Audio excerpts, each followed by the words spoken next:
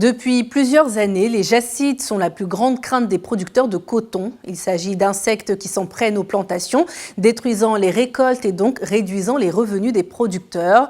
Impuissants face aux ravages de ces bêtes, les producteurs s'en remettent aux autorités. Lors de sa visite dans la région du Poro, le Premier ministre Patrick Hachi s'est rendu dans des plantations de coton afin de constater les dégâts.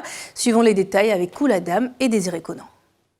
Le nord de la Côte d'Ivoire, une zone à forte production de coton, est envahie par des ravageurs que sont les jacides. Cette situation met à mal la filière et inquiète les producteurs qui n'ont pas manqué d'appeler le gouvernement à l'aide. En tournée récemment dans la région du Poro, le Premier ministre a visité des champs de coton à Lataa où il a pu constater les dégâts.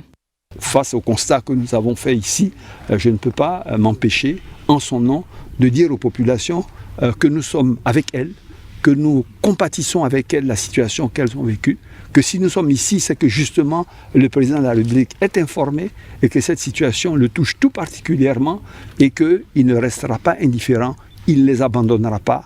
Le contexte de sa vision, qui est la Côte d'Ivoire solidaire, le mot solidaire prend justement tout son sens dans notre présence ici. Et pour accompagner le développement durable de la filière dans un contexte de vulnérabilité climatique, le ministère de l'Économie et des Finances a signé avec l'Agence française de développement un accord de crédit à hauteur de 40 milliards de francs CFA. Cet accord va permettre la mise en œuvre d'un projet dénommé RESCO, Résilience des systèmes cotonniers du nord de la Côte d'Ivoire. Ces employés qui viennent d'être recrutés viennent pour renforcer les capacités d'une de nos familles professionnelles, la famille des producteurs. Et ces agents permettront à cette famille professionnelle d'avoir un ancrage terrain, d'être assez représentative sur le terrain et de mieux déployer sa politique sur le terrain. Pour la mise en œuvre de ce projet, ce sont 20 agents qui ont été déployés sur le terrain. Ils sont 5 chefs d'antenne, 5 conseillers en gestion d'exploitation agricole familiale et 10 conseillers en gestion d'organisations professionnelles agricoles. Ces nouveaux fonctionnaires du coton ont été présentés aux acteurs de l'or blanc qui ont mentionné leurs attentes.